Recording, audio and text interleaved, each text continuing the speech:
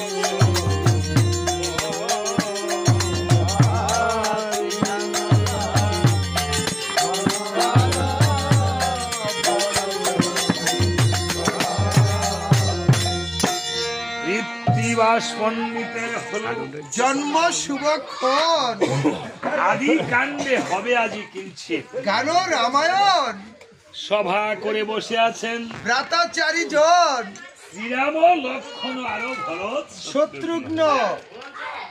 শ্রী ভক্তগণ এবং আমার ভক্তিমতী মায়েরা, ঘরে একটু কথা কম বলবেন, বড়তে কথা হয় না।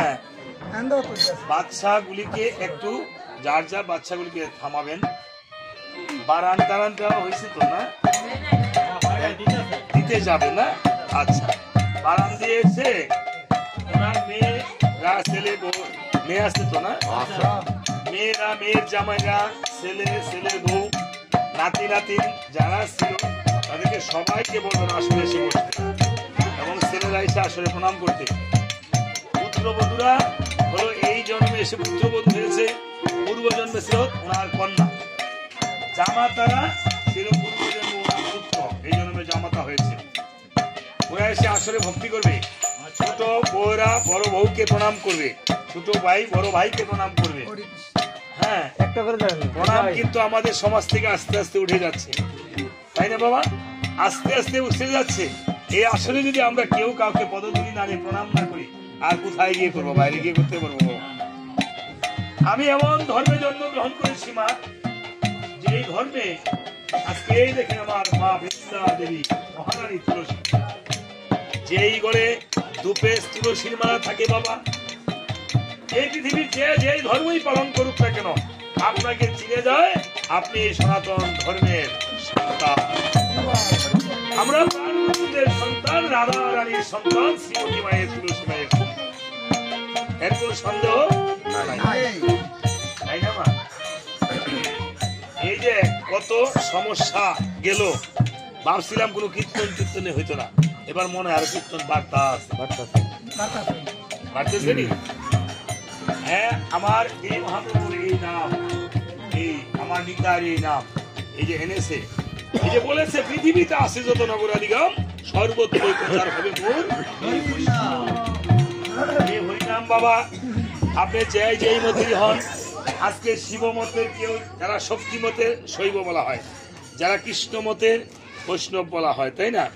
যারা দুর্গা মায়ের সেই গৌরীয় মতের তারা বৈষ্ণব বলা হয়। আপনি রামকৃষ্ণ মতের হন, অনুকূল ঠাকুরের মতের হন, তারাচাঁদ মতের হন, যে মতেই হন, যেদিন আমাদেরকে নিয়ে যায় শ্মশানে,